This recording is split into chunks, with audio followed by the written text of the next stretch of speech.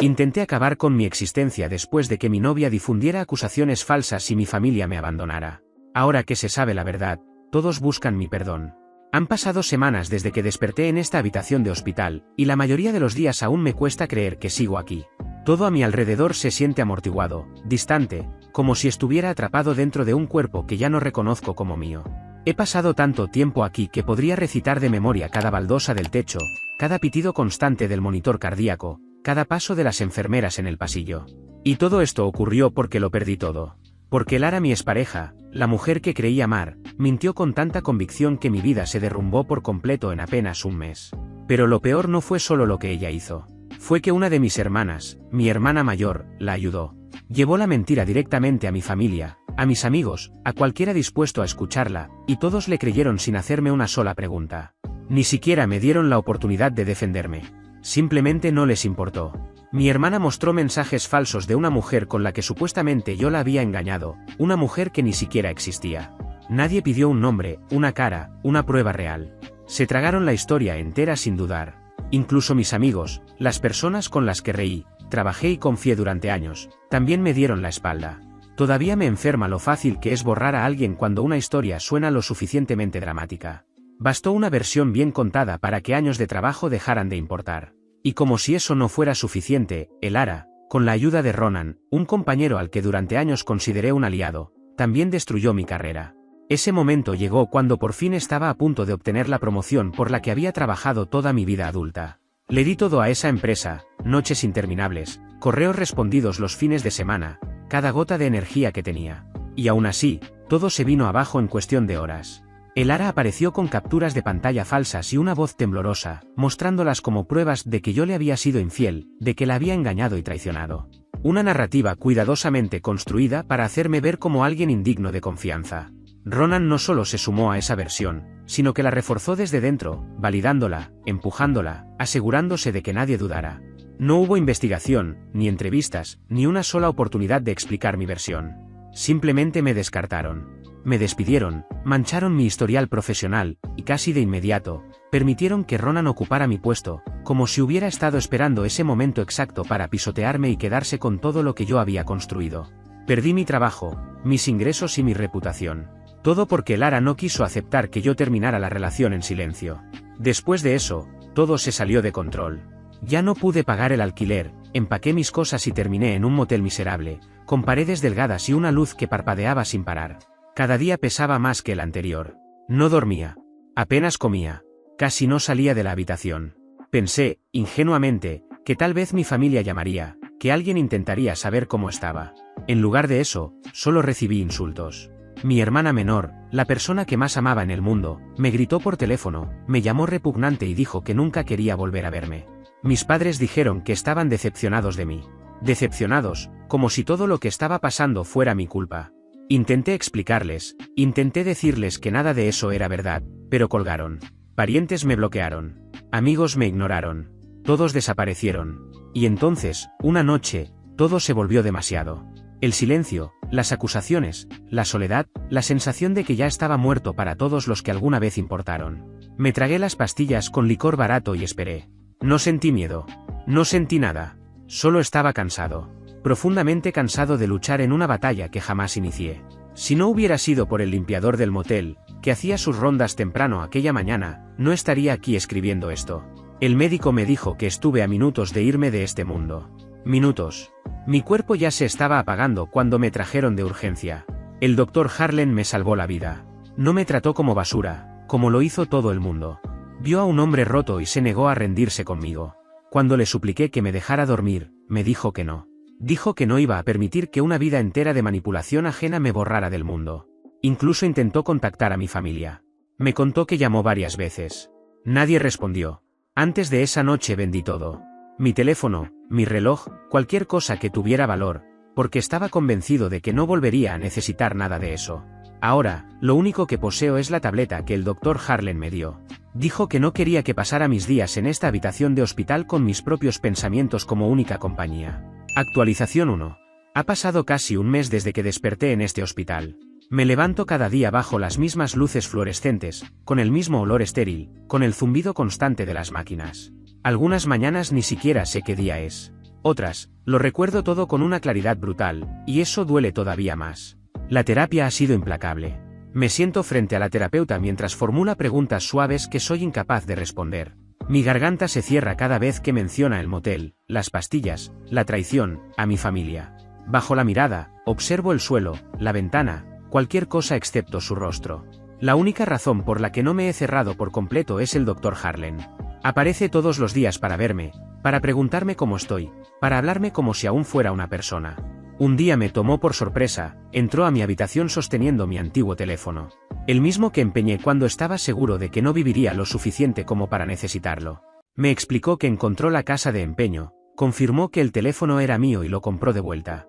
Lo cargué, lo encendí, y todo cayó sobre mí de golpe. Mensajes viejos, fotos antiguas, contactos olvidados, recordatorios de personas que me abandonaron sin siquiera dudar. No llamé a nadie. Con solo ver sus nombres, el estómago se me revolvía. Revisé mi correo electrónico, esperando, de forma estúpida, que alguien se hubiera comunicado. Nada. Ni una disculpa. Ni una explicación.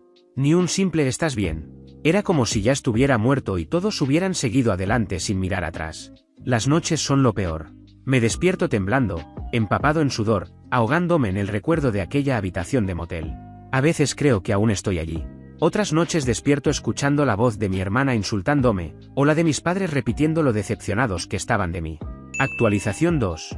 Ha pasado un mes desde que fui hospitalizado, y honestamente creí que el silencio de todos duraría para siempre. Entonces, sin previo aviso, mi teléfono explotó. Notificación tras notificación. Amigos, familiares, parientes, personas de las que no había sabido nada desde el día en que me borraron de sus vidas. Y todos los mensajes decían lo mismo. Disculpas desesperadas. Textos interminables rogándome que hablara con ellos. Párrafos enteros explicando cómo fueron manipulados, cómo fueron engañados. Algunos intentaron justificar su reacción culpando al estrés. Otros dijeron que lloraron cuando supieron la verdad. Uno incluso tuvo el descaro de escribir: en el fondo siempre supimos que no eras capaz de hacer eso. Me reí tan fuerte que el teléfono casi se me cayó de la mano. Eran las mismas personas que no esperaron ni 10 segundos para creer la historia de Elara. Todo fue tan absurdo que me quebré ahí mismo, temblando, sollozando y riendo al mismo tiempo. Las enfermeras entraron corriendo, convencidas de que algo grave estaba pasando. Cuando me preguntaron qué ocurría, solo pude extenderles el teléfono. Sus rostros se transformaron al leer los mensajes. El aparato no dejaba de vibrar. Incluso mi antiguo trabajo me escribió, preguntando si estaría dispuesto a tener una reunión para hablar de los acontecimientos recientes.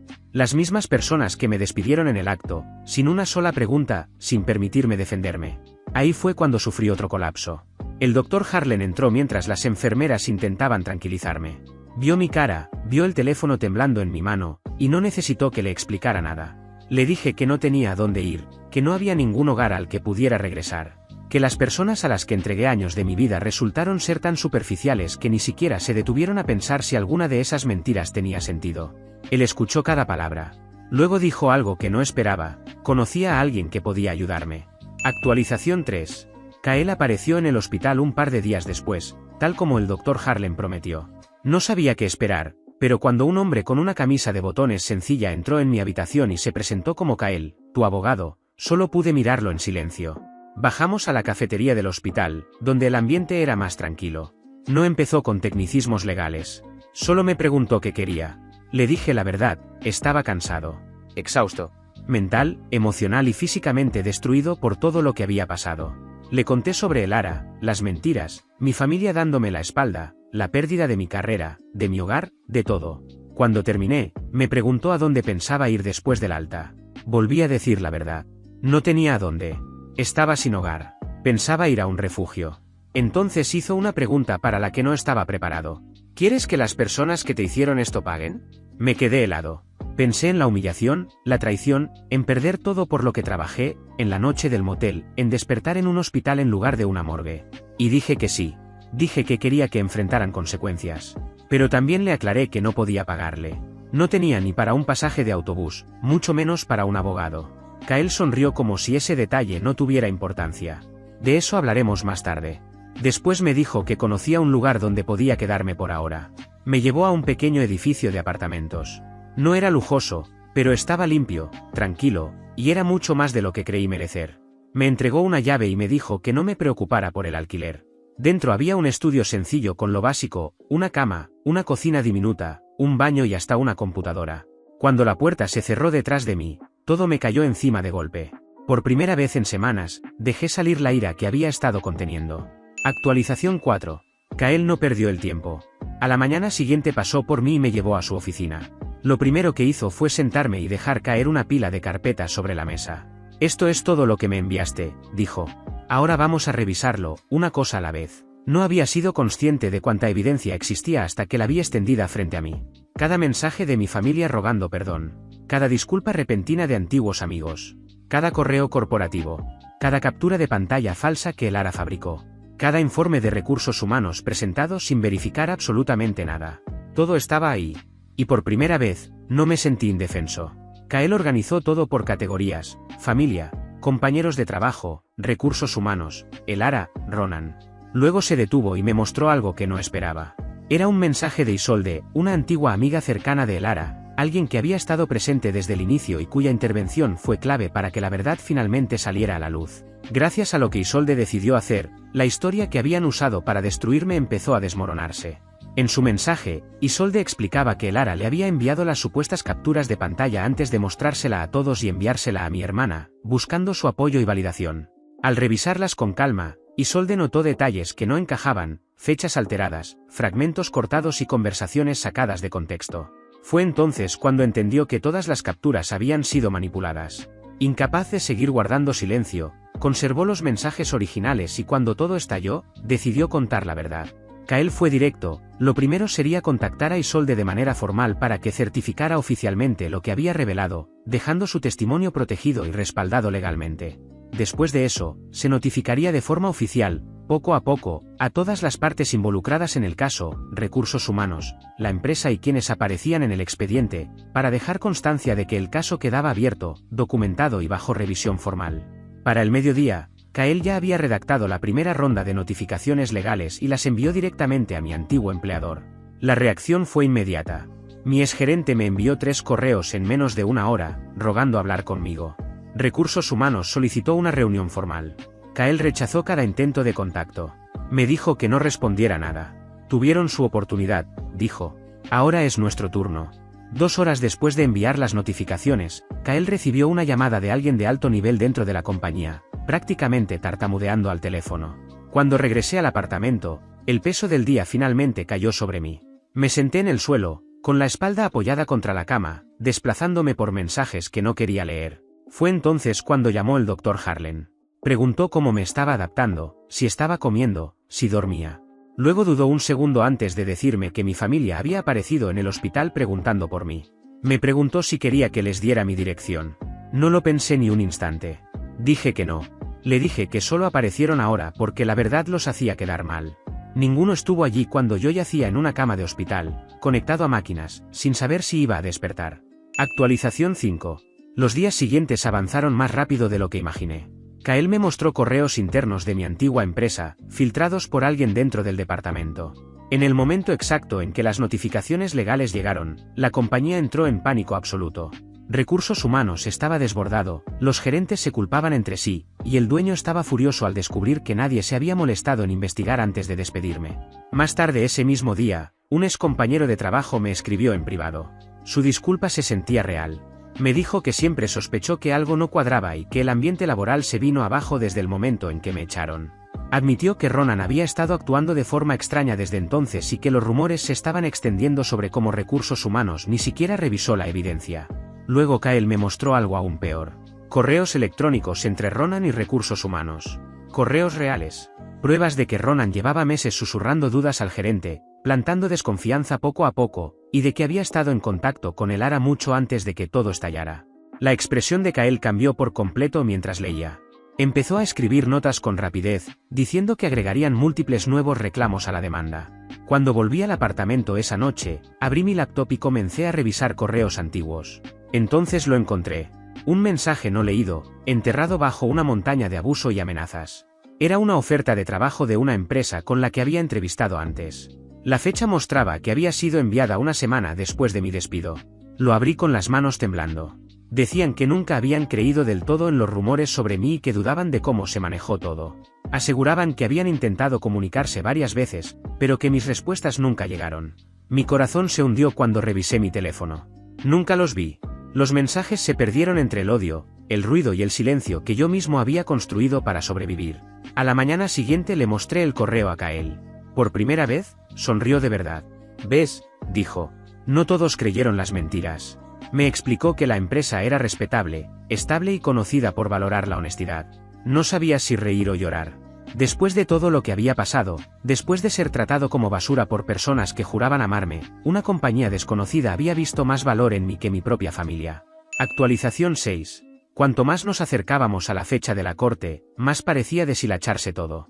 Kael trabajaba sin descanso, recopilando declaraciones, enviando citaciones, desmontando uno por uno cada informe falso que habían usado para destruirme. La compañía ya estaba oficialmente en modo colapso. Esa misma mañana enviaron su primera oferta de acuerdo, pago retroactivo, una promoción y una carta formal de disculpa. Kael ni siquiera parpadeó antes de rechazarla. Dijo que no se acercaba ni de lejos a compensar lo que me hicieron. Kael también me contó que el ARA se estaba desmoronando públicamente, publicando mensajes confusos y contradictorios, intentando reinventar la historia con nuevas mentiras. Incluso llegó a insinuar que yo la estaba acosando digitalmente de alguna manera absurda. Pero ya era demasiado tarde. La verdad había salido y nadie le creía. Ronan, en cambio, después de que todo se destapó, fue despedido sin ceremonia. En cuestión de días, su nombre empezó a circular en listas negras dentro de la industria. Llamadas que no se devolvían, puertas que se cerraban. Simplemente desapareció, como si nunca hubiera estado allí. Hace unas noches, todo dio un giro que no esperaba. Pasé por un bar a unas cuadras del apartamento, y ahí lo vi. Ronan, de pie afuera, como si el mundo no se le hubiera venido abajo. Se quedó rígido al verme y luego sonrió, fingiendo camaradería. «Hey, hombre», dijo, como si nada hubiera pasado. Después se inclinó hacia mí y se burló. Me llamó ingenuo. Dijo que había caído en todo como un idiota. Eso fue suficiente. No recuerdo haberlo pensado. Solo recuerdo sujetarlo, arrastrarlo hacia el callejón y golpearlo hasta que cayó al suelo. Me detuve. No iba a arruinar mi vida otra vez, pero me aseguré de que entendiera exactamente a quién había lastimado. Le dije que era repugnante, que merecía algo mucho peor. Cuando amenazó con denunciarme por agresión, le dije que adelante. Que en el momento en que intentara algo, todo saldría a la luz. Al día siguiente se lo conté todo a Kael. Esperaba que me gritara. En cambio, suspiró. Dijo que entendía por qué había pasado, pero me advirtió que no hiciera nada que pudiera poner en riesgo el caso. «Ya están perdiendo», dijo. «No les des un arma». Luego vinieron los mensajes. Mi hermana menor. Me había desbloqueado después de que la verdad salió a la luz. Antes éramos inseparables, más cercanos que con nadie más en la familia. Y aún así, ella también creyó las mentiras. Fue una de las primeras en insultarme. Ahora sus mensajes eran disculpas largas, desesperadas, llenas de culpa y pánico. No respondí. Kael fue claro. Estamos entrando en la fase final. Y por primera vez desde todo esto, no tengo miedo. Estoy listo. Actualización 7. Apenas dormí la noche antes de la corte. Cada vez que cerraba los ojos, revivía todo. Kael pasó por mí temprano. Repasamos el caso una vez más, cada mensaje falsificado, cada decisión imprudente de recursos humanos, cada confesión de antiguos compañeros. Dentro de la sala, la tensión era densa. El ARA se veía sacudida, evitando cualquier contacto visual. Ronan estaba rígido en su asiento, con moretones leves pero visibles. El equipo de recursos humanos parecía arrepentido incluso de haber aparecido. Kael, en cambio, entró como si le perteneciera el lugar. Presentó la evidencia preliminar ante el juez. Sin dramatismos. Solo hechos. Fríos, claros, imposibles de ignorar. El juez escuchó. De verdad escuchó. Hizo preguntas. Su decepción hacia recursos humanos era evidente. Entonces Kael dijo algo que cambió por completo el ambiente de la sala. Antes de proceder, su señoría, solicito que la familia de mi cliente sea removida de esta audiencia. Silencio absoluto. El juez alzó una ceja. ¿Sobre qué base? Kael no dudó. Contribuyeron de manera directa y extensa al daño emocional causado. Creyeron y difundieron las mentiras, lo abandonaron durante su intento de acabar con su vida y solo reaparecieron cuando la verdad se hizo pública. Entonces el juez se volvió hacia mí. ¿Es correcto?, preguntó. ¿Su familia participó en la difusión de estas acusaciones? No me atreví a mirarlos. Solo asentí y dije que sí. Escuché a mi madre jadear. Mi padre se quedó completamente inmóvil. El rostro de mi hermana se descompuso al instante. El juez asintió lentamente. En ese caso, para la sesión de hoy, ordeno que abandonen la sala. Fueron escoltados fuera. Yo no miré atrás. La audiencia continuó, pero estaba claro que aquello era solo el comienzo. El juez programó fechas adicionales antes de levantar la sesión. Cuando todo terminó, Kael y yo salimos al pasillo. Mi familia estaba allí esperando. Mi madre intentó avanzar hacia mí. Mi hermana lloraba con tanta fuerza que apenas podía mantenerse en pie. Kael se colocó frente a mí de inmediato. No hoy, dijo con firmeza. Empezaron a suplicar. Disculpas atropelladas, excusas, explicaciones desesperadas. Kael las detuvo en seco. No obtienen acceso solo porque ahora lo lamentan, les dijo. Él casi muere solo. No pueden chasquear los dedos y fingir que eso se arregla. Yo no dije una sola palabra. Pasé junto a ellos como si fueran completos desconocidos. Actualización 8. Han pasado semanas de audiencias constantes. Al principio entraba a cada sesión entumecido, como si estuviera observando la vida de otra persona. Pero con el tiempo, la dinámica cambió. Los abogados de la compañía dejaron de fingir que tenían el control. Los testigos no dejaban de llegar. Isolde testificó con absoluta firmeza, explicando que fue ella quien tuvo acceso directo a las capturas de pantalla falsas que Lara presentó, y cómo supo que habían sido manipuladas antes de entregarlas a la empresa. Declaró que presenció cómo se construyó una historia fabricada desde el inicio y cómo esas capturas falsas fueron usadas para justificar mi despido. Un par de mis antiguos compañeros admitieron que algo siempre se sintió mal, pero que nunca se atrevieron a hablar. Uno de los gerentes de recursos humanos se quebró por completo, llorando mientras confesaba que jamás verificaron nada. El Lara empezó a desmoronarse audiencia tras audiencia, lloraba, temblaba, se contradecía. Ronan intentó echarle la culpa, pero la evidencia lo atrapaba cada vez. Ver a la empresa y a las personas que ayudaron a destruir mi vida caer pieza por pieza se sentía irreal. Un día, después de una audiencia especialmente brutal, me senté solo en el apartamento pensando en mi futuro. Y en lugar de quedarme esperando a que algo ocurriera, hice algo que no había hecho en meses, tomé iniciativa. Escribí a la empresa que una vez intentó contratarme. No esperaba respuesta. Respondieron de inmediato. El propio CEO pidió una llamada privada. Durante la conversación me dijo que nunca creyeron los rumores. Luego añadió algo que me golpeó más de lo que esperaba. Tu empresa anterior perdió a alguien valioso por política interna e incompetencia. Su pérdida no tiene por qué ser la tuya.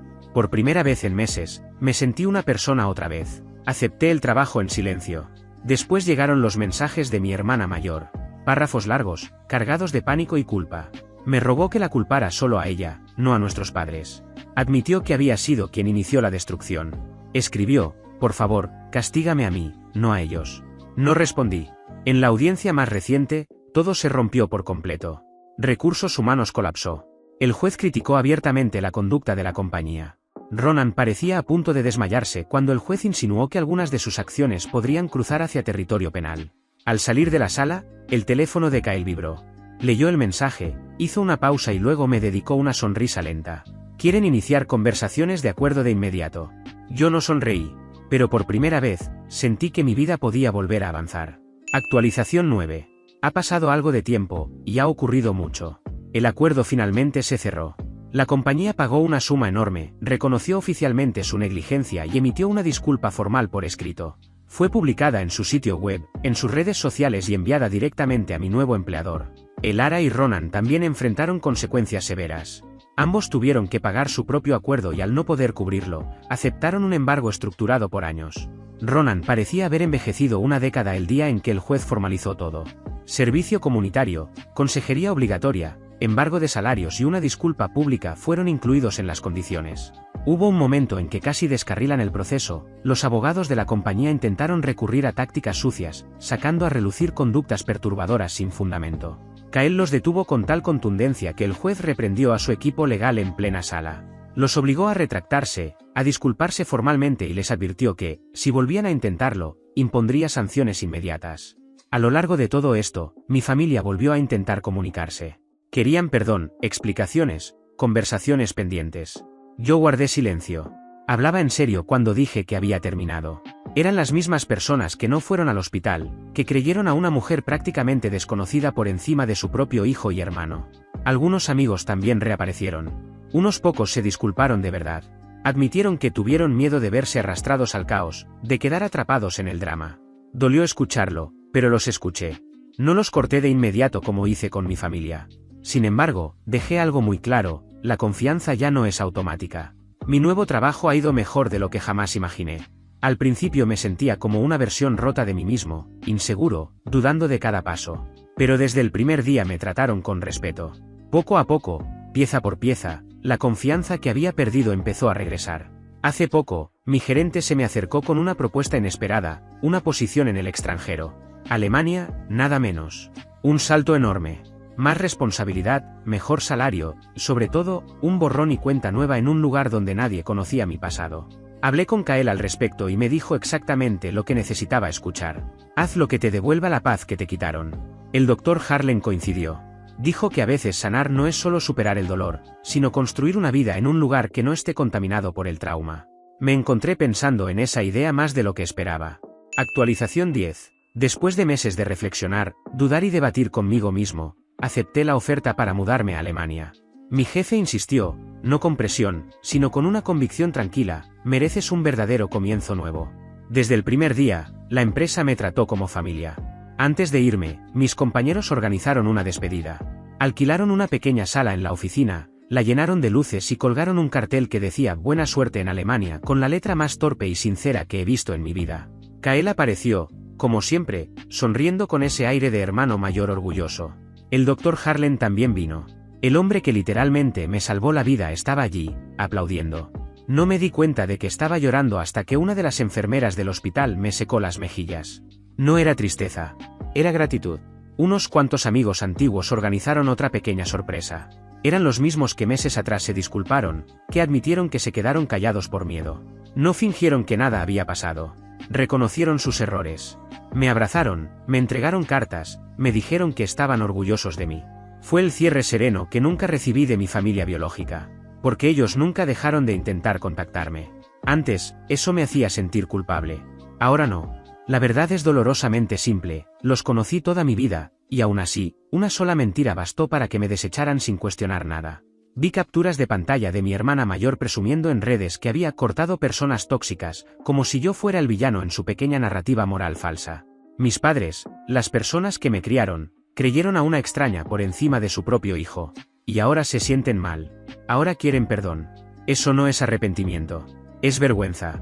Y la vergüenza no repara lo que destruyeron. No los odio. Simplemente ya no me importan. Esa parte de mí ya no existe.